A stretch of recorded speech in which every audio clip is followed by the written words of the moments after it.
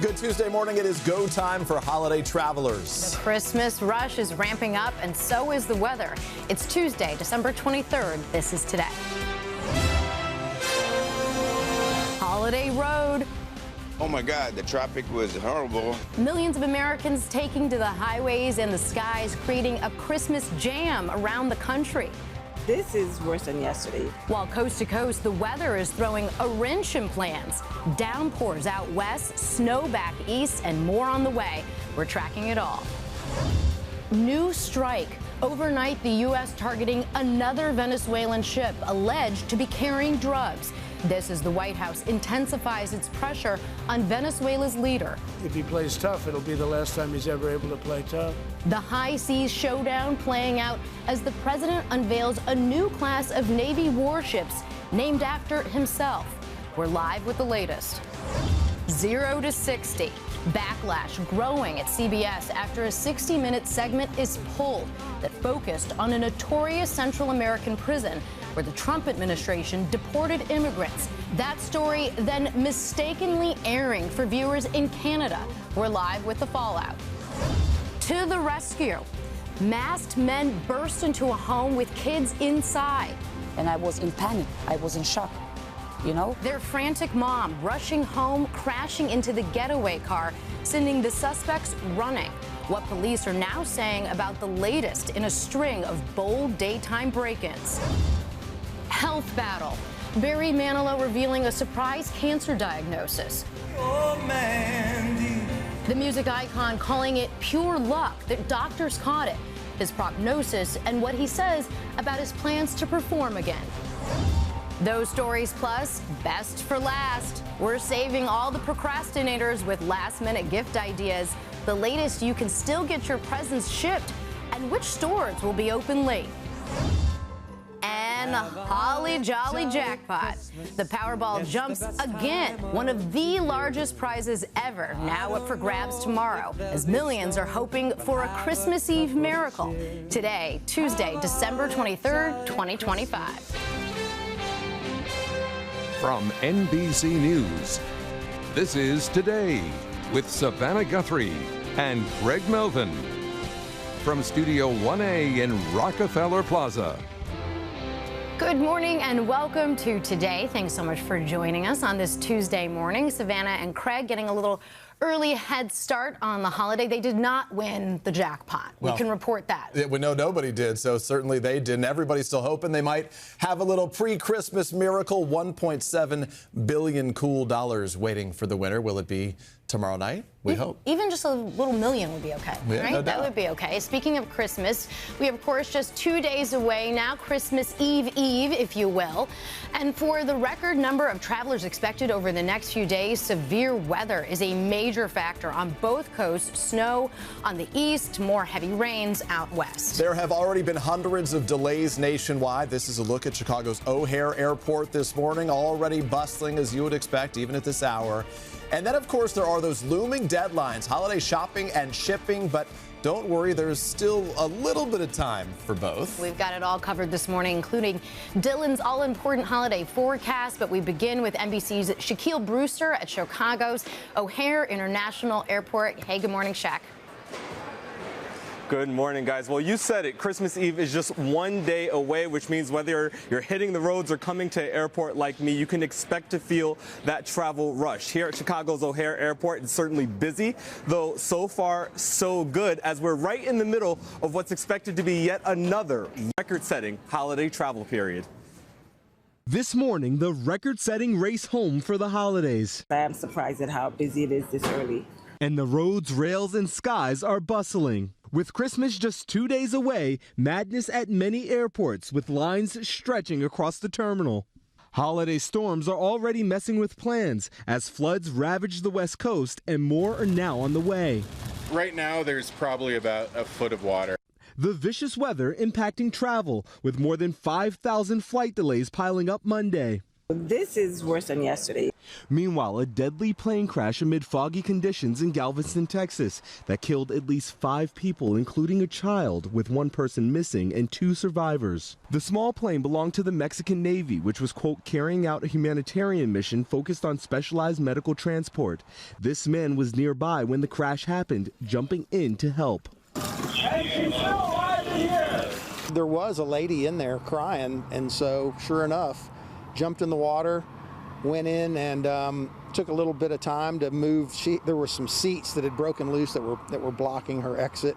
Got those out of the way, got her out. While the U.S. Coast Guard says the cause is under investigation, visibility was down to as little as a quarter mile amid the dense fog. It comes as the TSA says it's preparing for potentially more travelers than ever this season. It's hectic right now. Anticipating more than 44 million people at security checkpoints during the holiday stretch, warning the busiest day to fly will be Sunday, December 28th. And we say this every holiday travel period. If you are flying, make sure you come to the airport early. Give yourself that extra time. And according to AAA, if you're heading on the roads, they're essentially saying get on up, head out the door right now, because the best time to be on the roads is before 10 a.m. The worst times to be on the roads today, between 1 p.m. and 7 p.m. Of course, any messy weather gets in the way of that. Laura? Yeah, you can see the crowds already gathering there behind you, Shaq. Thank you. Let's check in with Dylan now. A little look at the forecast in for Al today. This is crunch time, Dylan. We're counting on you, right? It is crunch time, and most of the country's okay, except for the Northeast this morning and the West Coast. Here's a look at Montvale, New Jersey, where the snow is coming down. Certainly looks pretty as we get closer to Christmas here, but we are going to see that make it a little slippery on the roads this morning. It's kind of a wintry mix in the New York City area, but we are still going to see that snow across the Northeast and into New England, eventually exiting by tonight. Record warm temperatures through the middle of the country, and we've got those series of storms making their way onto the West Coast, especially Northern California today. So we will likely see some airport delays in San Francisco. Most of the airports in the middle of the country look good, but Boston, New York, you could get some delays. Keep in mind you have to do the de-icing of the planes just because it is cold out there, and we've got that light snow falling. Also going to make things tricky across I-90, up across 95, heading up into New England. So that's an area where we will see things slow going on the roads, especially this morning. Now, Wednesday, that will clear out of areas like Maine. We'll start to see some improvements as we go through Wednesday afternoon. Out west, though, the next big storm makes its way into California. This time around central and southern California, gusty winds up to 35 to 55 miles per hour. We will likely see delays from San Francisco through Vegas into Los Angeles, too. But the eastern two-thirds of the country look okay. Seattle and Portland could see some minor delays tomorrow as well. Now, on Friday, once we skip over Christmas, we are going to see a return to the snow in the Northeast. We could see some accumulating snow as this quick system clips the Northeast, also some heavier rain back through the Great Lakes, and still dealing with the flood threat and mountain snow out west. Laura. All right, Dylan, thank you. See you back in a bit. Now to the escalating tensions between the United States and Venezuela. Overnight, the U.S. carrying out another strike on a ship from Venezuela as the Trump administration is calling on that country's leader to give up power and leave office. Our senior White House correspondent Garrett Haake is traveling with the president in Florida. Garrett, good morning. Hey, Laura, good morning. The president had some of his most threatening words yet for Venezuela's leader yesterday as the U.S. continues its pursuit of a massive oil tanker that had been bound for the country and overnight destroyed another small boat departing from it, which the Pentagon says was smuggling drugs. Overnight, another lethal strike. The U.S. targeting a low-profile vessel in the eastern Pacific Ocean at the direction of Secretary Hegseth, U.S. Southern Command posting, saying it was operated by designated terrorist organizations and one narco-terrorist engaged in narco-trafficking was killed. It comes as President Trump is intensifying pressure on Venezuela today, amid new U.S. efforts to intercept tankers used to transport sanctioned Venezuelan oil. We're keeping the ships also. The Coast Guard remains in what the president confirmed was a, quote, active pursuit of the Bella One, a tanker placed on a U.S. sanctions list last year. Homeland Security Secretary Kristi Noem on Fox News says the administration is targeting those ships to force Venezuela's leader Nicolas Maduro from power. We're not just interdicting these ships, but we're also sending a message around the world that the illegal activity that Maduro is participating in cannot stand. He needs to be gone. The president on Monday issuing this veiled threat. If he plays tough, it'll be the last time he's ever able to play tough. This following the president's recent blockade on Venezuelan oil and deadly strikes against alleged drug boats that have killed more than 100 people. The campaign against Venezuela also squeezing the regime's biggest ally, communist Cuba, which imports 59% of its oil from Venezuela. The communist country's president blasting President Trump for having, quote, unleashed his pirates on Venezuela and warning of weakness in the island's fragile economy. President Trump addressing the seizures at an event unveiling what he says will be a new class of naval ship named after himself. They'll be the fastest, the biggest, and by far 100 times more powerful than any battleship ever built. The president went on to say that he would be personally involved in the design of those new ships bearing his name, which will be more than twice the size of the largest surface combat ship the Navy currently sails. The president says he hopes to see the first Trump-class ships built in about 2.5 years, a very ambitious timeline for a ship of that size.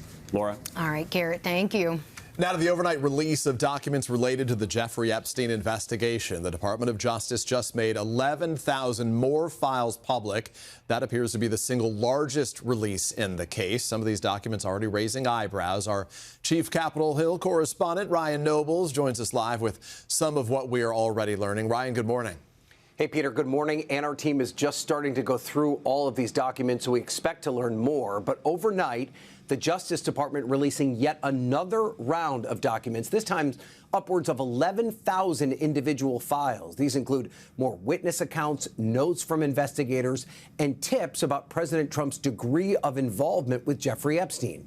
For example, in one new email dated from 2020, a U.S. attorney mentions discovering flight records that showed Trump riding on Epstein's private jet, quote, many more times than previously reported. Another scan reveals a possible letter from prison where Epstein purportedly tries to reach out to Larry Nassar, the U.S. gymnastics team doctor convicted of sexually abusing hundreds of minor athletes. It's not known whether the letter was ever verified. Now, we should note that none of these new documents show whether any follow-up investigations took place or whether these tips were corroborated by anyone else. We've also reached out to the White House and the Justice Department for further comment. In the past, Trump has long denied wrongdoing, and the DOJ has said nothing in the files warrants the investigation or prosecution of any third party. But Peter, as I said, there is still a lot to parse through this morning. We're still going through all these documents and expect to learn more as the day progresses. Peter? A lot to parse through and a lot more still to come. Ryan Nobles with the latest. Ryan, thank you. Now to this turmoil at CBS News over a 60-minute segment that was pulled shortly before it was scheduled to air. The story that was critical of the Trump administration ended up being shown in Canada, and then clips spread quickly online. Our Stephanie Goss is here with more on the decision and the fallout. Steph, good morning. Good morning, Laura. That report was scheduled to air Sunday night. It was even promoted ahead of time, but the network's new editor-in-chief shelved it, saying that it wasn't ready, sparking pushback from inside CBS News. And then the entire segment actually aired on Canadian TV, spreading like wildfire on social media. This morning, a new chapter in the internal conflict at CBS News over a shelved report critical of the Trump administration after making headlines for being pulled at the last minute. The 60-minute segment reporting on inhumane conditions at a maximum security prison in El Salvador, where the U.S. government deported undocumented immigrants, actually aired overnight in Canada on the Global Television Network. It's a cell for punishment where you can't see your hand in front of your face. After they locked us in, they came to beat us every half hour. It's unclear how or why the story aired in Canada. The report includes interviews with some deportees who allege abuse and torture. When we got there, the Circuit director was talking to us. The first thing he told us was that we would never see the light of day or night again. The White House argues it is sending the worst of the worst to this prison. These are heinous monsters, rapists, murderers, kidnappers, sexual assaulters, predators who have no right to be in this country, and they must be held accountable. The segment asserts that nearly half of the Venezuelan deportees sent there had no criminal history. The story was shelved over the weekend by new CBS editor-in-chief Barry Weiss, in part because there was no interview with the Trump administration, according to a source at the network. Angry with the decision, correspondent Sharon Alfonsi emailed her fellow 60 Minutes colleagues. A copy of the email obtained by NBC News. Alfonsi writing in part, "The segment is factually correct. In my view, pulling it now, after every rigorous internal check has been met, is not an editorial decision, it is a political one." Weiss, for her part, writing in a statement, "Holding stories that aren't ready for whatever reason, that they lack sufficient context, say, or that they are missing critical voices, happens every day in every newsroom." The report said Homeland Security and the Trump administration declined their request for an interview and referred all questions about the prison to El Salvador. We reached out overnight to the White House and CBS News for comment and have not heard back, guys. All right, Steph, thank you. This morning, there is a nationwide surge in flu, and the timing obviously couldn't be worse. Millions of families preparing to gather for the holidays. The CDC says flu cases have doubled since the end of November, with 4.6 million reported illnesses, 449,000 hospitalizations, nearly 2,000 deaths already. And no section of the country is spared. The hardest hit states stretch from Colorado down to the south and into the Northeast. So here to break it down, these alarming numbers, and help us to protect ourselves, NBC News medical contributor Dr. Natalie Azar. Dr. Nat, nice to see you here. So this is bad timing. This is not a good strain. A lot of people are talking about their concerns about the flu right now. How can we protect ourselves, and what are the best sort of strategies as you prepare ahead to visit family members and loved ones? Well, absolutely. So, of course, number one is to get your flu shot. We know that it may not necessarily protect you from getting infected, but we know it's going to protect you from severe disease and hospitalization. But a couple of things, and I know we've all heard this before, but I'm here to remind everybody the things that we can all do to stay healthy. Stay home if you're sick. I know it sounds like you're a little bit of a Grinch, but nobody wants somebody with a fever coming and infecting grandma and grandpa. Wash your hands frequently. Don't touch your face. Wear a mask, not just to protect yourself, but to protect others. Open windows if you live in a climate that can tolerate that. Use air filters and disinfect surfaces, especially shared office space and things like that. The flu can actually survive on hard surfaces for about 24 to 48 hours. Well, how do you know if you have the flu versus COVID versus something else? And does it even matter? You're sick, but does it matter in how you treat it? So I think the easiest way that I like to think about the symptoms, cold versus flu versus other things, think of cold symptoms as basically limited to the neck and up. So we're talking a runny nose, a little bit of a cough, a sore throat. Once you start getting into flu and maybe even COVID, high fever, those aches and chills, you kind of want to be under a carpet, a blanket. COVID can do kind of like all of the above. And with RSV, one of the telltale symptoms is wheezing, especially when that virus goes from what we call the upper airway into the lower airways. Got it. Oh, thank you so much. Yeah. Always great to get your tips. A lot of it going around. Not too late to get that flu shot. Not too late. Hopefully we all stay healthy. We don't need to see it for a little bit. Thank you. Thank you, Doctor. Turning now to Powerball Lottery, and the 46th time now, there is no big winner after last night's drawing. The jackpot has jumped to $1.7 billion with the next drawing on Christmas Eve. The prize would be the fourth largest in U.S. lottery history. The price isn't much, by the way. Yeah, the price is very nice. So you still have a chance, even if it's just a little one, as Jim Carrey might say. So you're saying there's a chance for a very big holiday gift. The odds are 1 in 292 million. Yeah, odds not so great, but that's okay. There's still a chance. We're still going to play, right? You can't win if you don't play. Yes. Take us through the next chapter of the weather, Dylan. Well, we do have the festive flakes falling across the Northeast, especially up across northern New Jersey, up across New York, into parts of northeastern Pennsylvania. Just enough to make it a little slippery this morning if you do have to be out and about. So keep that in mind. Otherwise, we've got record warmth through the middle of the country. Lots of sunshine. Temperatures in the 70s, even in some lower 80s. Will likely break a lot of records out in the southwest, too. The rain, though, is going to continue through northern California today. Southwestern Oregon and some mountain snow is likely, too. So a little tricky crossing over those mountain passes. That's a look at the weather across the country. We'll get to your local forecast in the next 30 seconds. Back now at 7:30 with a great holiday crowd on our plaza. They were greeted this morning with a nice, pleasant sleep. 32 degrees out as they came to enjoy the holidays with us. Many of them, no doubt, here on a little bit of a Christmas vacation. We are welcoming them. Can't wait to go say hi in a second.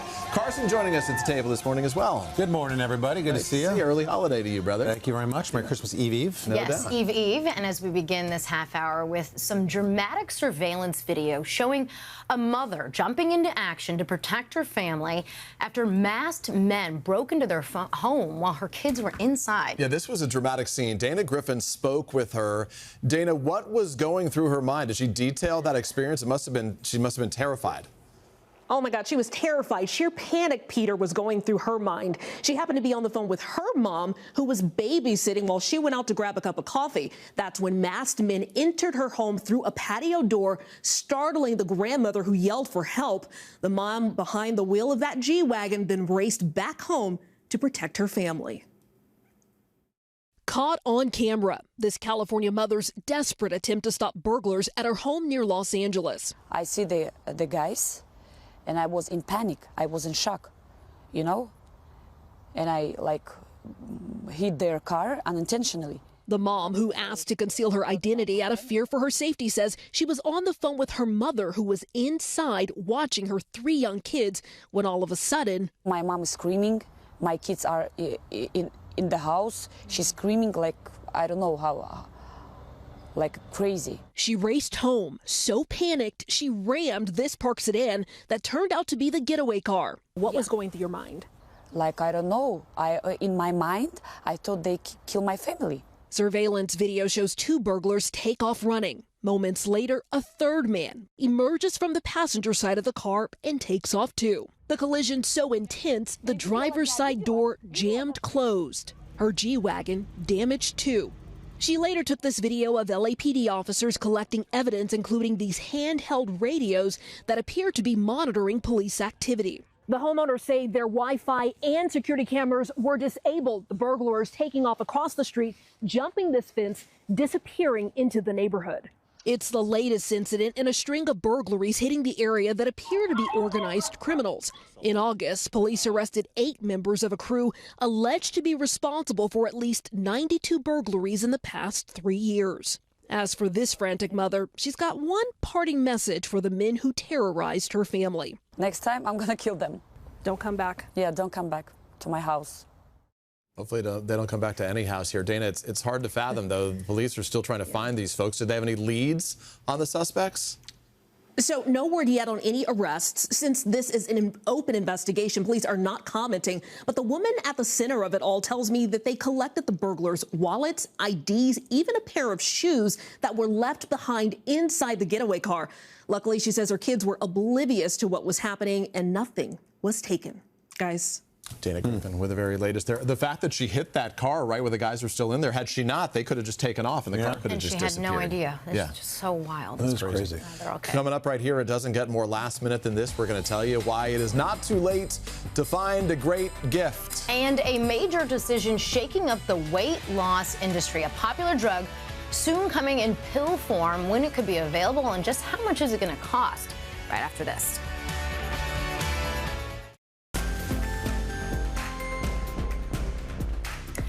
Now with your health, and as we told you, there are 2 big medical stories that we're following this morning. So we brought back in Dr. Azar. This is one about the shakeup in the weight loss industry. The FDA just approving the popular drug Wegovy in pill form. Until now, it had only been available as an injection. Dr. Nat here with everything you need to know. This seems like a game changer. It is. I mean, we've honestly been talking about when is an oral version of a GLP-1 going to become available and approved, and here it is. It is. I mean, economic experts are saying that the pill could take up to 24% of the market share, which, as we know, is pretty astronomical. It's great. Patients will now have a choice, potentially, right, as opposed to doing an injection, taking something by mouth. And this is something that is meant to either be, sort of an initial treatment for weight loss, as well as reducing the risk of heart disease, or as maintenance after you lose the weight with an injection, maybe switch over to a pill. So can we talk effectiveness for a second? We got pill on the one hand, we got shot on the other hand. In terms of effectiveness, potential for side effects here? Yeah, so what's really kind of interesting about this is that we usually think of a pill being slightly less effective than the injection because it has to get broken down, in the gut. But actually, the numbers look pretty comparable. It was about 13.6% of body weight with the pill, as opposed to about 15% with the injectable version of Wegovy. In terms of side effects, the same things that we expect with the injection we're seeing with the pill, such as some nausea, diarrhea, constipation, abdominal pain. The one little, I would say, wrinkle with this medicine is that there are some restrictions about when it is to be taken. It has to be taken on an empty stomach, first thing in the morning, 30 minutes before eating or drinking anything else. Compliance could be an issue. You know, I was just talking to someone who said, you know what, I'd rather do an injection once a week. It's easier to remember, but it's definitely something, more tools in the toolbox, and it's just a, you know, an economic supply and demand. It's great to have more choices in the market. You could just assume that maybe a pill would be cheaper because you're not actually selling the injectable, the packaging. Is it less expensive? One would assume. So right now, we've heard that the price for the starting dose, which is 1.5 milligrams, is going to be $149 a month. But that's the starting dose. The maintenance dose is 25 milligrams. So Novo has not yet reported on what the higher doses will be. They'll probably edge up closer to not necessarily the commercial price now of about $1,000, but maybe half that. I got to follow up. If Wegovy, did they crack the code on going from injectable to pill form, where the other manufacturers now, is this a tipping point? They'll all go to pill? So we are anxiously awaiting the approval of Lilly's oral drug, which, because it doesn't have those restrictions around eating in terms of empty stomach or not, may actually edge out the Wegovy pill. But, you know, these two companies have been going head to head now, right, for a long time. I think time will tell which one is going to come out on top, but there are other ones that are, you know, right behind it. They are right behind it. And again, the more we sort of flood the space with more options, hopefully that'll drive costs down eventually. Yeah. Potentially a lot for people who don't like noodles and other things. Exactly. Could be a big deal. Are you available in 10 minutes? We might need you again. In like 10 minutes for a story. I actually am. I might need you for Pop Star. Okay.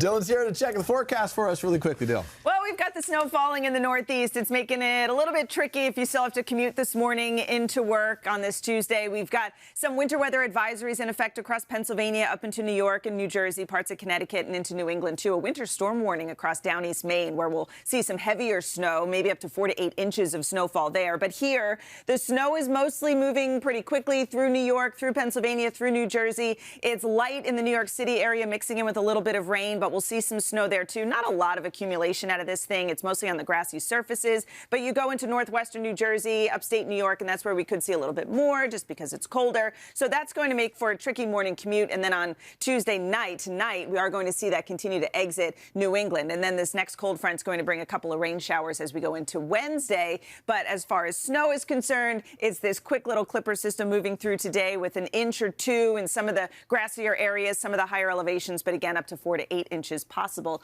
across down East Maine. That's a look at the weather across the country. Now here's a peek out your window. And that's your latest forecast. Dylan, thank you very much. Second best time in the morning. All right, let's get to your Pop Star sneak peek, guys. We're looking at one of the most anticipated movies of the new year, The Odyssey, directed by Oscar winner Christopher Nolan. The film, of course, adapts Homer's classic Greek tale following Odysseus as he journeys home after the Trojan War. Here's your sneak peek. After years of war,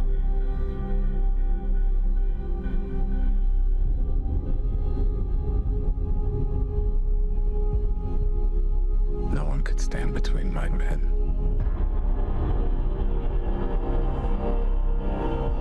and home.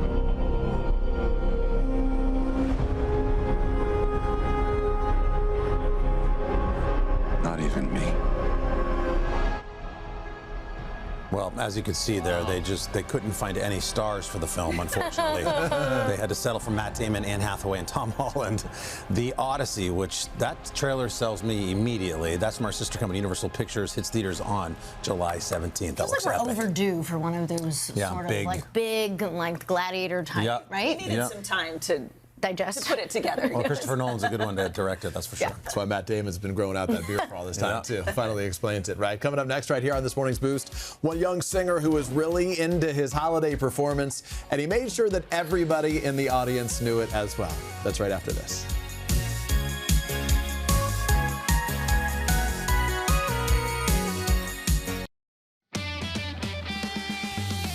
Time now for your morning boost. Jenna is off. Carson, it's all yours. I don't think I've ever done a boost before. Boost it. Yeah, my first one. Here we go, guys. Let's see if I can screw this up. With the holidays right around the corner, Christmas concert season for the kids is in full swing, and we want to show you not one but two festive performances that caught our eye. Now, we're going to start with the first one. It comes from a little boy who wanted to make sure his family pulled their weight during the call and response portion of Jingle Bells.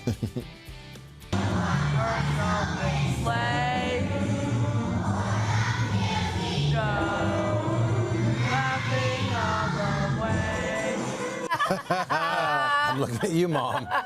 Come on, don't embarrass me up here. All right, now the other kids inspire crowd participation in a little bit different way. Check out the singing star who was very passionate about Rudolph the Red-Nosed Reindeer.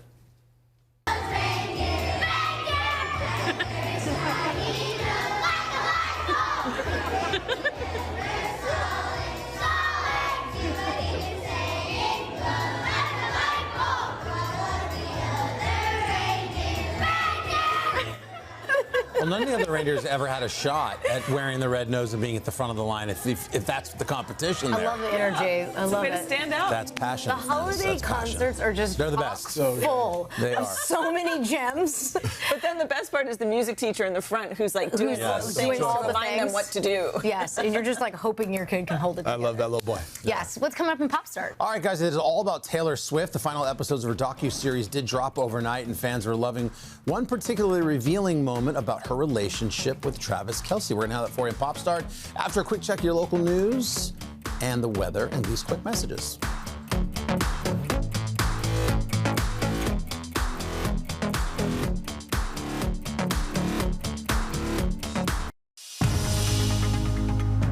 It's 8 o'clock on Today. Coming up, home for the holidays. Oh my God, the traffic was horrible. A record-setting number of travelers on the move. But could storms on both coasts get in your way? Dylan's got your full forecast. And opening up. I write the songs that make the whole world sing. Music icon Barry Manilow revealing he's been diagnosed with lung cancer and postponing his upcoming tour. Oh, Mandy. More on the singer's prognosis as the support from fans and fellow musicians pour in. All that plus Mariah's new milestone.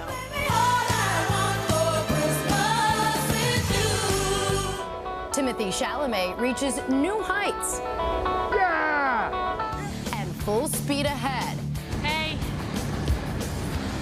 don't forget about us.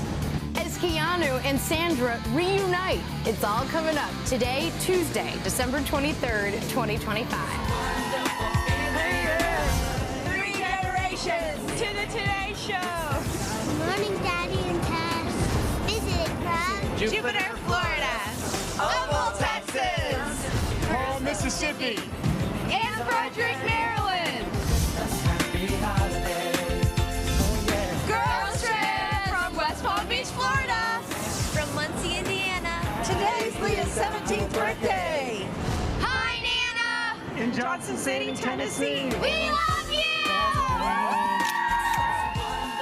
And welcome back to Today. We appreciate you being with us out there on the plaza and with us at home on this Tuesday morning. Got Peter Alexander by my side. All is right in the world. Merry Christmas to all the nanas on the plaza and all the nanas at home as they get started, right? That's always a good little personal holiday card for the loved ones there. By the way, tomorrow a great holiday debate: to eat a fruitcake or not to eat a fruitcake. It is a topic with very strong opinions. Priscilla Thompson is going to break it all down. She's going to go behind the scenes with a special look at a bakery that has been serving a delicious fruitcake for more than a century. That'll be right here tomorrow on Today. You're a fruitcake person or no? I'm an all-cake person. Are you? Yeah. That's a very You fits do fair. not discriminate. I love that. But it is a busy morning. A lot going on here. Let's get right to your news now. The Christmas rush ramping up with millions of Americans taking to the highways and the skies. Some travel could be disrupted by severe weather, which is a major factor on both coasts. We're going to get to Dylan's forecast in just a moment, but let's begin here at Chicago O'Hare, where Shaquille Brewster is at his post, standing by it. Shaq, how's it looking? Good morning. Well, it's just crazy to think about. We are just one day away from Christmas Eve, meaning if you're taking to the roads or coming to an airport like this one, you can expect to feel that travel rush. You see some of the congestion in the crowd behind me, but despite what you see, so far so good here at Chicago's O'Hare Airport. And that's despite the fact that just yesterday, coast to coast, we saw more than 5,000 flight delays. Now, not helping the situation yesterday is that wicked weather that we saw on the West Coast. The torrential downpours causing deadly flooding, dangerous conditions in Northern California, even some scenes of dramatic rescues. You're looking at some of them on your screen right now. Meanwhile, in Galveston, Texas, the Coast Guard this morning is investigating a plane crash that took place there. 5 people were killed, including a child. 2 people did not survive. We know that in that area, visibility dropped to as little as a quarter mile. As for today, people are certainly hoping for better and smoother conditions, especially on the roads. AAA forecasting that if you are heading out today, make sure you do it before 10 a.m. They say the worst congestion will be between 1 p.m. and 7 p.m. today. Of course, all of that depends on that weather forecast, so keep a close eye to that forecast before you head out today. Laura? All right, Shaq, thank you. Checking in with Dylan now. She has your holiday travel forecast while Al enjoys an early start to the holiday. This is when it starts to get interesting. It does, especially, Shaq was talking about traveling early this morning, but in the Northeast, maybe not the best idea. The snow is falling, but it will be gone by around noontime today as that little system continues to move through. So we will see the snow through the New York City area, moving up into New England as the day goes on. And still in down East Maine, we could end up with about 4 to 8 inches of snow by tomorrow morning. It is nice and dry right through the center of the country. Still rainy out in the northwest of California, although as we go into tomorrow, we're going to see that big storm impact central and southern California, too. Still dry through Kansas City, through Chicago, through the Great Lakes, Minneapolis. All the hubs there will be good to go on Wednesday. The East Coast dries out, too, so if you're traveling along I-95, looks good for tomorrow. But there is going to be some tricky weather moving in for Friday. So if you're celebrating Christmas somewhere and have to go back home, we are looking for rain and snow to take hold of the Northeast. We could even see some accumulating snow in the tri-state area. Heavier rain out across western Pennsylvania, showers back through the Great Lakes. Also, that flood threat will continue. We could end up with about 12 inches of rain when all is said and done across parts of California. So that flood threat is certainly a concern, and also the mountain snow through the mountain passes. We could see 4 to 6 feet of snow in some of the higher elevations, Peter. 60s, high 60s in Denver right around Christmas. That's amazing. Yeah, appreciate it. Thank you, Dylan. Well, a small plane landing made history this week using Autoland to touch down for the first time in a real emergency. It happened in Colorado on Saturday when the private aircraft reportedly had a pressure issue. Pilot incapacitation. 2 miles south of Kilo. Emergency Autoland in 19 minutes on runway 30 right at Kilo. That's a computerized voice there, alerting controllers and the Rocky Mountain Metro Airport to the inbound emergency. Police say the 2 people on board were not out. How wild is that? Yeah, that's where we are. Situation if you're hearing that. Yeah, right. Also this morning, Instacart says it is ending a controversial dynamic pricing program immediately. This program had faced criticism for charging shoppers different prices for the same items at the same store. Some customers were paying up to 7% more.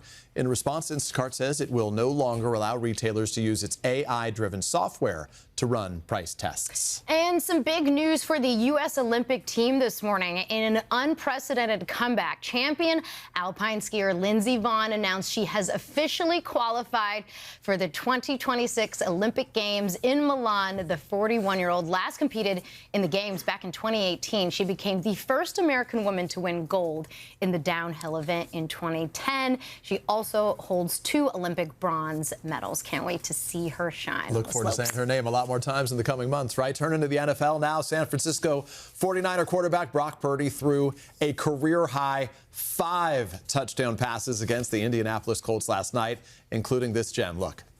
End zone. Robinson for the touchdown. Beautiful ball there. Purdy leading the Niners to a 48-27 win over the Colts. Indy's 44-year-old Phillip Rivers, by the way, he's a grandpa. He was called out of retirement after 5 years. He threw a pair of touchdowns himself. Still fun to root for grandpa on the field these days, right? And the Kansas City Chiefs, by the way, they announced the end of an era. The Chiefs say they are moving out of Arrowhead Stadium, which is in Missouri, and into a new stadium just across the state line in Kansas. That'll begin in 2031. Arrowhead, of course, famous for its electric atmosphere. Mahomes, Kelsey, they've all had a bunch of wins in that stadium. 3 Super Bowl winning teams recently. And, of course, appearances by the one and only Taylor Swift. That is the news. Carson's now up a little preview of our Pop Start. That's right, guys. Coming up in Pop Start, we've got the season of Mariah continuing. Of course, the Queen of Christmas just hit another big milestone. We'll tell you all about her latest holiday honor coming up. All right. Plus, music icon Barry Manilow getting personal about a new health battle and sending a message to his fans. Kaylee Hartung is here with that story. Hey, Kaylee. Hey, good morning, guys. So just before his farewell tour was set to kick off, Barry Manilow must prioritize his health. Coming up, we have details on the beloved singer's cancer diagnosis and treatment plan, and even what classic TV show he plans to watch in recovery. Stay with us. Now to a health update from Barry Manilow, the music icon, revealing that he has been diagnosed with lung cancer and will have to postpone his upcoming farewell tour. Yeah, Kaylee Hartung is here with more on the singer's prognosis and his message to his beloved fans. Kaylee, good morning. Hey, good morning, guys. You know the music. Barry Manilow's work spans everything from emotional ballads to songs that make you want to dance. Well, now the singer-songwriter says he will need to take some time away from the stage to have a tumor removed from his lung. That announcement has some fans heartbroken, though Manilow is making it clear he will return to the stage. For more than 50 years, Barry Manilow has written the songs that moved millions. I write the songs that make the whole world sing. Now the 82-year-old is opening up about his health, revealing he's been diagnosed with lung cancer. Writing in a letter to fans on social media, "Doctors discovered a cancerous spot on my left lung that needs to be removed. It's pure luck that it was found so early." Manilow says his medical team is planning more tests, but does not believe the cancer is spread or that he'll need additional treatment. Adding, no chemo, no radiation, just chicken soup and I Love Lucy reruns. Oh, Mandy, well, you came and you gave without taking. It was 1975 when Mandy became a breakout hit for the Brooklyn-born singer. Looks like we made it. Since landed more than 50 songs in the top 40 and won an Emmy, Tony, and a Grammy for his 1978 dance club classic, Copacabana. He performed the song live on the Plaza in 2017. Telling Savannah and Carson about his love for his fans. Do you still love connecting with the fans like that? I do. Yeah. I do. They're just great people. You should walk down the street with me someday. These strangers say the most beautiful thing to me. It was just one of the many times Manilow has charmed us here on Today. And remained in the spotlight throughout his 5-decade career.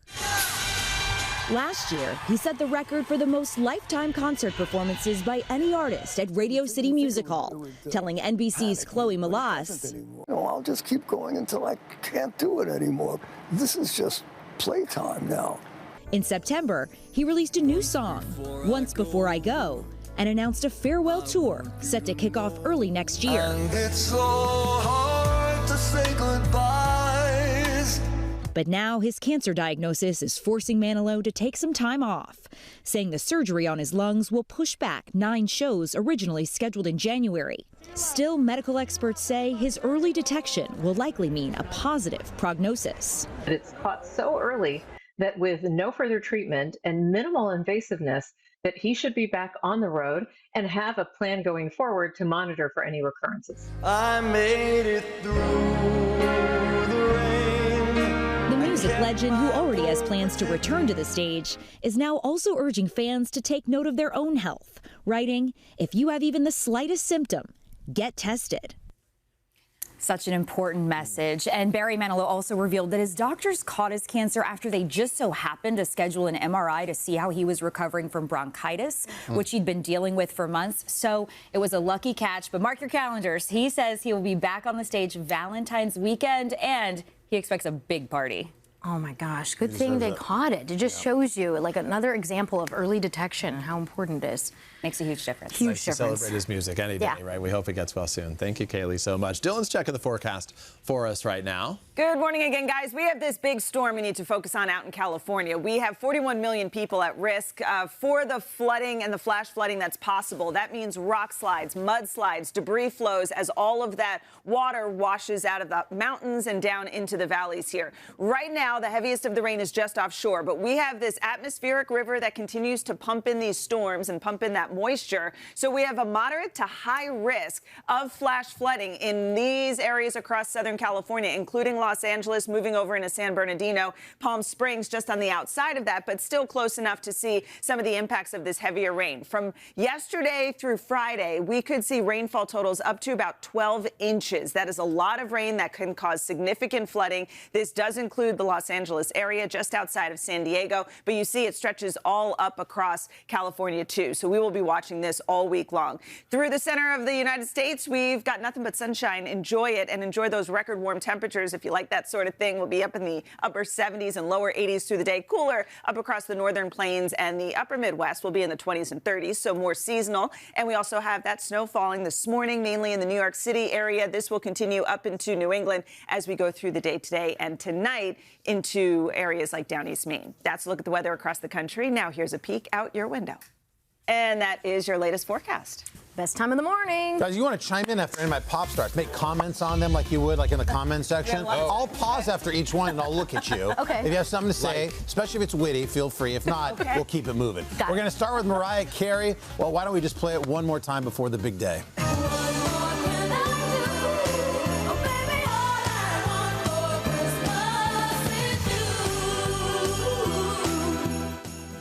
Last week, Mariah earned the record for the longest reigning song at #1 on the Billboard Hot 100, and now she's got another gift under that record tree, as All I Want for Christmas Is You hits the top spot yet again. The Queen of Christmas now becomes the first person ever to rack up a total of 100 weeks on the Hot 100 chart. She's followed by Rihanna with a total of 60 weeks, and then the Beatles, and then Drake. Way back there. Surprises. Unbelievable. That's an eclectic mix of people. I don't feel like I've heard it that much this year. Really? I don't know. Really? Yeah. Oh, it's on a lot. Every store I go into. Get it a taxi. Starting I could use a September. little more. I could use a little more Mariah. Well, maybe I'll work it in here. Okay. Next up is Taylor Swift. Overnight, the superstar dropping the last batch of episodes for her behind-the-scenes Eras Tour docu-series. In the finale, Swift sharing a sweet note from her fiancé, Travis Kelce, that she received gearing up for the final shows. So many unbelievable memories in this tour, but my favorite one is seeing you in concert for the first time, being mesmerized and swept off my feet by a woman who doesn't even know me.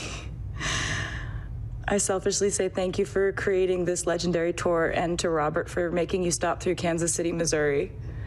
That night, too, in KC was the beginning of me meeting the love of my life.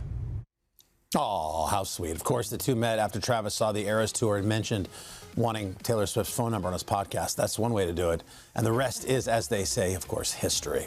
Next up, Timothée Chalamet, the Oscar nominee, gearing up to release his next film. And Timothy is pulling out all the stops to get crowds to try and go into the theaters on Christmas. Here's another one he did. Timmy took on the promotion, taking it to new heights, literally becoming the first person to stand on top of Sphere.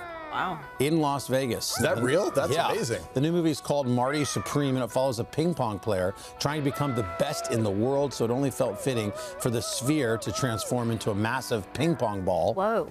And Marty Supreme hits theaters on Thursday. The sky looked like it was in the Sphere. Yeah. Like, I didn't see the it. sky in Vegas is rarely that beautiful.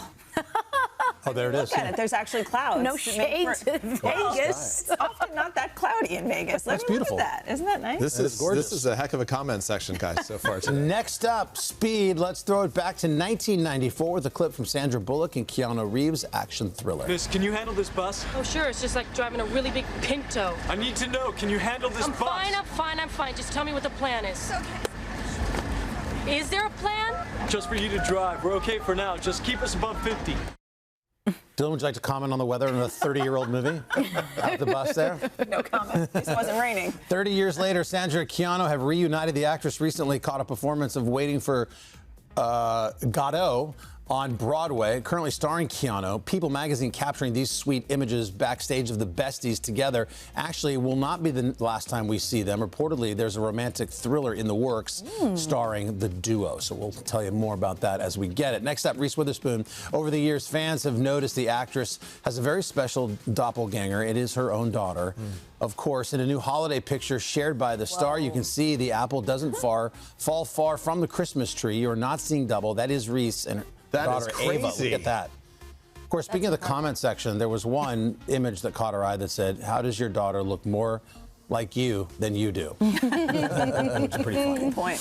And finally, Jennifer Gardner. Throughout the years, Jen's invited us into her kitchen for her pretend cooking show where she shares beloved recipes and tips and tricks. And if you're like us and just can't get enough, well, all the episodes of the show are now going to be in one place. Jen is starting a YouTube channel under her name where she's going to upload all the culinary content, both old and new, starting with special holiday recipes that are available to watch I hope that means her mom is joining. Her mom is the star of the show. To them, yeah. Her mom and Ina Garden, basically, are the stars of that. Yeah, so good. Coming up on Today Food, a fantastic meal that would be perfect for your holiday table. Erin French is here cooking up a feast that is sweet and savory all in one. That's after your local news.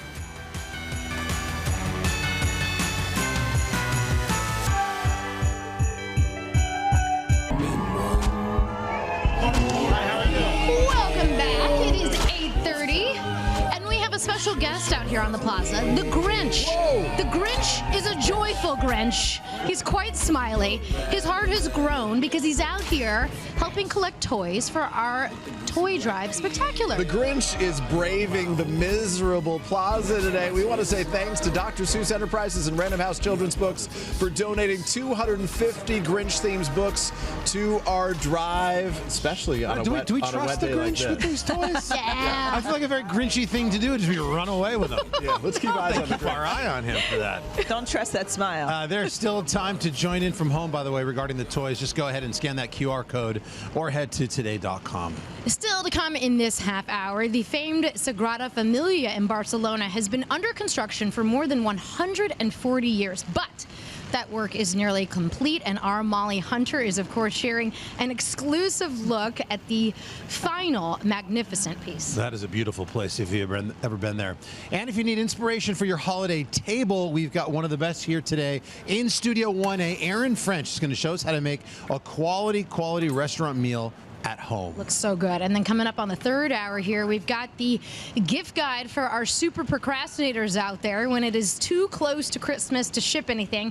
Chassie Post is here. Have no fear. She's going to share some of those best items you can still find in stores near you. We're supposed to check the forecast right now. I think, I'm coming under your umbrella. I think it speaks for itself, Dylan. This is a mess one. Well, I was hoping Northeast. for some snow out here, a little more festive. Feels like the end of time. It's windy, it's pouring, it's miserable here in New York City. You go just to the northwest, and we've got some of that snow. That snow will exit Maine as we go into tomorrow morning and expect to return to sunshine through the afternoon. Sunny and mild across the rest of the country. In fact, we're looking at some record warmth, but that rain and snow and wind, gusts up to about 55 miles per hour possible out in California for your Christmas Eve. Hang on to those decorations. Then on Christmas Day, absolutely no white Christmas down through Texas, Oklahoma, Nebraska, Kansas. I mean, it's going to be record high temperatures there too. Lots of rain, torrential downpours likely across parts of California, and the East Coast dries out. If you are traveling anywhere on Christmas Day itself, the weather looks good to go. Temperatures in the 20s up in Maine and 40s here in the tri-state area, and down south we're looking at 60s and 70s. Not too bad. That's a look at the weather across the country. Now here's a peek out your window.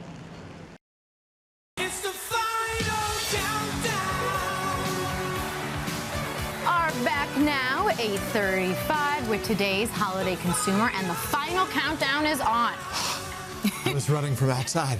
Christmas is 2 days away, and it's crunch time even for all the extreme procrastinators. But lucky for us, NBC's Brian Chung is here with the last-minute ideas. Brian, good morning. We know it's crunch time, so what are the best ways to shop in the next 36 hours? Yeah, so for the folks that maybe make it in just in the nick of time when it comes to shopping, we can definitely point to some retailers that will offer extended holiday shopping hours, specifically today, so that you can get that holiday shopping done. Get this, Target and Kohl's are offering, in some cases, up to midnight hours today, so you can get a cup of coffee and go shopping around 8, 9, even 10 p.m. because they'll be open pretty late. Even Burlington Coat stores in some locations will be open until 1 a.m. So if you even want to get some shopping done after midnight, you just love the rush, love staying up, then you can have that as an option as well. Now, you can also do some shopping from your couch. So Walmart, for example, saying that they can even offer standard shipping that'll get to your door by tomorrow as soon as 12:30 p.m. today.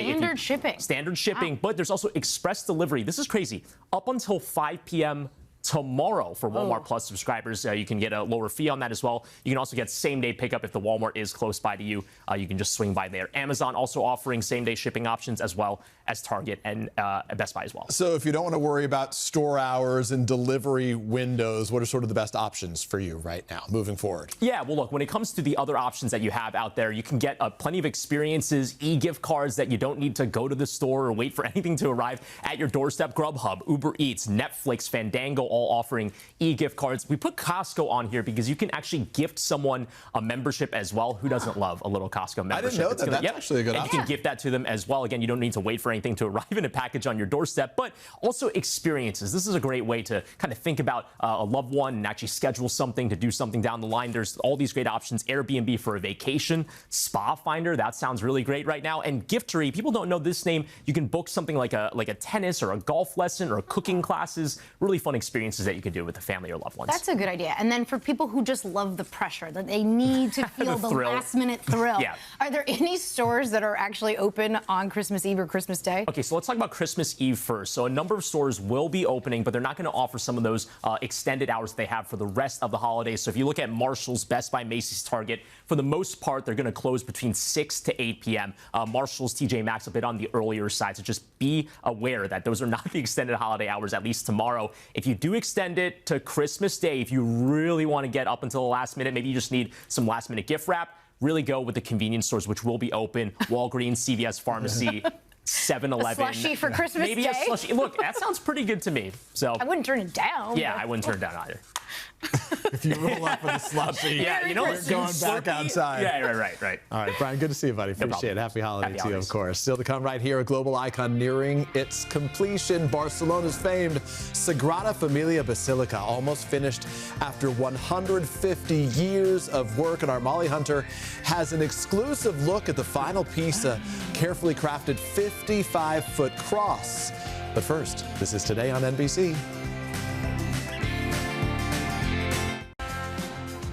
This is a special treat this morning. During the Christmas season, we are getting a very special look at one of the most beautiful basilicas in the world, the Sagrada Familia in Barcelona. The famous church has been under construction for more than 140 years, but will finally, they say, be complete in the new year. And the final piece is this magnificent 55-foot high cross. NBC's Molly Hunter is here to share a look inside the workshop where the cross is being assembled ahead of the celebration planned next year.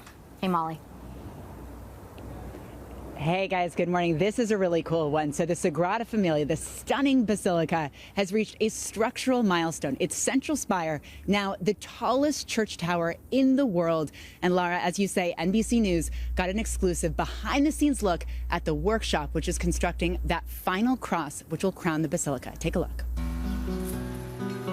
The Sagrada Familia Basilica, a global spiritual icon soaring above the streets of Barcelona.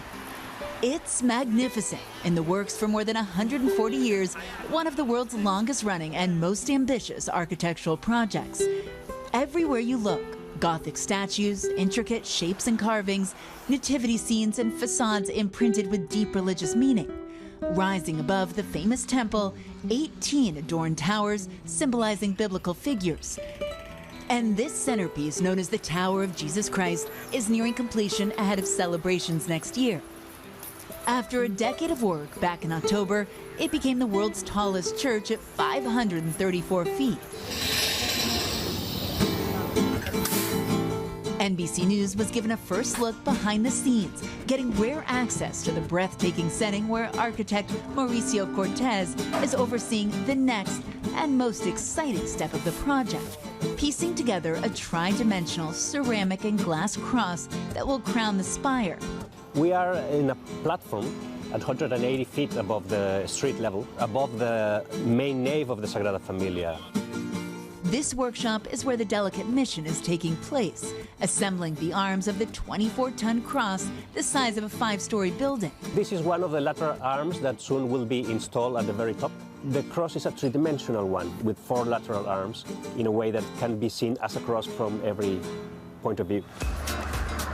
This morning, a hive of activity. A new piece is lifted to the platform by a special crane. A complex move that requires precision down to the millimeter. Each panel of the cross, like this one, is manufactured off-site, added to each arm of the cross piece by piece.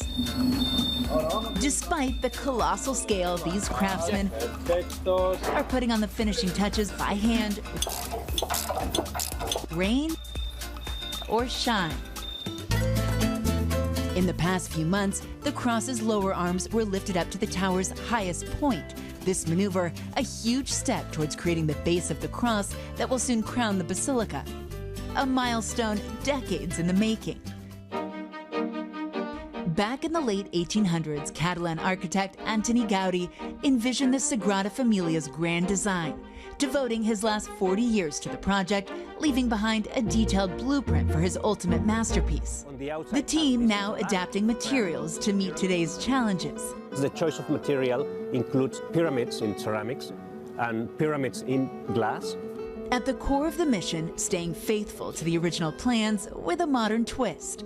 On the outside has this collage of triangles, and on the interior, solar control and all the requirements of modern technology. It's a high technology to get true to the original vision. When completed, this 55-foot high cross will become a forever changing structure, reflecting the sunlight throughout the day. Gaudí wanted the cross to resemble a crystal, to generate a texture that reacts to the sunlight, to create different shimmerings. Not only the exterior is white and luminous and reflective, the interior is also white, translucent stone to reinforce the symbology that Jesus is the light of the world. So the light emanates from the cross and in the end emanates from Jesus. A deeply spiritual design that still resonates today. Now, next year is going to be a busy one for the Basilica. The celebrations all kick off next year, marking both the completion of the church, but also a century since the death of legendary architect Gaudi. The main event is in June. Even the Pope has been invited. Guys? We know who else is probably going to be invited. Molly Hunter, who has the best assignments around the country, all around Europe. Molly, thank you. The Gaudi architecture across Barcelona is just spectacular. But wait, can we get a prono? Barcelona, but it has like a Dr. Seuss feel to it, right? It almost looks like it's like a cartoonish. Yeah, it's amazing. It looks like wet mud almost the way it's all sort of like dripping. It's gorgeous. Yeah. It's massive. No one's happier than whoever's financing that restoration. That is finally over. It's finally gone on. I've been paying for 150 years for this place. Up ahead, what to serve at Christmas dinner. Don't fret if you're still trying to finalize that menu. We have something delicious and cozy that will be sure to wow your guests. But first, this is Today on NBC.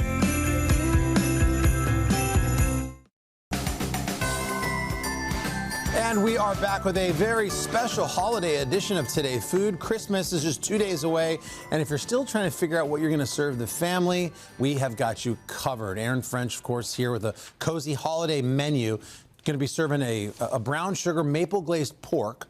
We got popovers and delicious green beans. Aaron, of course, the chef and owner of the beloved restaurant, The Lost Kitchen in Freedom, Maine. She is out now with volume 2 of her best-selling cookbook, The Lost Kitchen, Big Heart, Little Stove. Aaron, always good to see you here. First of all, what we love about your volume series of your cookbooks and now this one you can add to the collection, it's just you keep things simple. Yes, that's what it's all about, because you can make simple food and still have it be so delicious, and you don't have to have stress or guilt about it. What's your advice for somebody stressing out right now? They don't even know what they're going to do in 2 days. Yeah, this is the same as me. You've joined the club and it's crunch time cooking, and you can still make something really simple, and all of these ingredients you can find still at the grocery store, even if the shelves look like they've been sold out. These ingredients are really simple and are going to be easy to find. Pork tenderloin a lot of people make, but I feel like what you're about thought to show them could be a nice elevated version for Christmas. And it starts right here with this rub. Yes. So look, you can just take a really simple pork tenderloin and just make a spice rub. So we have some ground fennel, a little bit of kosher salt, some black pepper, some chili pepper, and there's a little bit of cinnamon just to taste like the holidays. And all we do is just make this simple spice rub. You probably have all the ingredients right in your pantry, and then you just coat this and make a nice spice rub on the pork tenderloin. And that's step one. So you've got that. That's getting all of its flavor. You need a binder for this, or does this pretty much stay on the pork pretty good? No, that's going to stay on there. You just kind of want to work it in there and get all of that flavor. It's going to get just everything in there, and it just tastes so spicy and delicious. Yeah, it smells delicious. And then the next part of this is that you make a really delicious glaze. So you've got the spice rub and then a delicious glaze. Very simple cut of meat, and it's going to be so packed with flavor. Can you do the spice like right before you cook it, or is this one of the things, do it the night before and let it all sit? You can do that too, but if you're just like me, last minute, it's totally okay. Just to spice rub it, get it going now, and it's a great way to add in flavor. So the next thing is going to be to make your glaze. And so we just have a little bit of some star anise, and I like to toast it in the pan to get the flavors kind of opening up. And then just half a cup of maple syrup. It's a good start. And then we've got half a cup of brown sugar, a little bit of garlic, and then you just bring it to a simmer. It takes 4 to 5 minutes till it gets nice and bubbly, and then you just let it sit, and it makes this really beautiful glaze. So you've got this glaze going. You're going to sear your tenderloin, and you've got your seared tenderloin here. I like to sear it in a pan before I put it in the oven so it gets nice and brown. So now you've got it nice and brown. You've got your beautiful glaze. You just want to give it a glaze, and this is like nice and thick now. You've let it So this is cooked, or you're about to finish it off? You just seared it. We're going to finish it off in the oven. So we've got an oven going, and we're going to sear this and finish. And you're going to go ahead and glaze it You're going to glaze it now, and then you're going to roast it in the oven. You're going to baste this about every 5 minutes, and then just until it's done. I like my pork a little bit like more on the medium rare side. Yeah, me too. So it's like which is good now. I feel like they've changed some of the really. the If you have rules. really good pork, then it's just good quality. Don't be afraid to have it a little And people are always so concerned about how long do I cook it, but if you just take a meat thermometer and get it right in the middle, if you're good with that, you'll get that number. I'm not sure what the number is exactly. It's 145 to 160. But you can pull it at 140, and maybe there's a little overcooked to 145. Let it sit. Let it sit for 10 minutes because it's going to continue to cook. So I do like to pull it at 145. Gotcha. And don't be shy about it. How's the pork, guys? It is delicious. I feel like I'm at Christmas dinner right now. That glaze is spectacular. So easy. You have probably all the ingredients right in your fridge. You add a little bit of roasted fruit. So that's another thing we're going to add. So we just do a little bit of roasted fruit. So we have pears. We have some shallots. We toss that all together. There's a little bit of some lemon zest. We have some fresh thyme and then some star anise. I just season it with a little bit of salt and pepper. Does that star anise break down when you had it in the glaze? It doesn't break down the glaze, but it's just You going to pull it out? Or Yeah. you... In the glaze, it's okay to leave it, but with this, I like to roast it, and it just kind of perfumes the house and makes everything smell really good. So a little bit of sugar here, a little bit of pepper, and then we just roast it on a sheet pan until it's tender. It's about 5 minutes or so. This is what you're serving with the pork? You want to serve it with the pork. And then the other thing is roasted grapes. You can get other roasted fruits, tender fruits. We've got these grapes pork, here. don't mind me. And it's really simple. You can find all this at the grocery store right now. Don't forget about roasting fruit. It's such a special, simple thing, and it feels very holiday-like. And then all you have to do is just serve this on the beautiful Carson, fruit. what do you think? Well, delicious. I mean, it's next level. Put anything on the grapes? A little bit of olive oil and salt, and that's really all you need. You throw it in a hot oven, and you have something that tastes really different and beans special. are excellent, too. Yeah, we have green beans, and these are just blanched. You blanch them the day before, so right before you're going to serve them, throw them in a hot pan, a little bit of sage. I like to toast some panko crumbs. You probably have those in your pantry, these are too. good. My and mom some used to lemon overdo zest. these. They'd be mushy. These are so You have to have a little snap to it. Don't forget your popovers. It's 4 ingredients. You have it all in your fridge. Eggs. How do you do the popovers? Popovers, I like to use my Vitamix because I really get it blended up really well. So some flour, you've got some milk, some butter, some eggs, and it's like, what a gift. They pop up. If they look like that, it's a gift. Mine, it doesn't look so much like But a you have gift. to make my recipe from the book.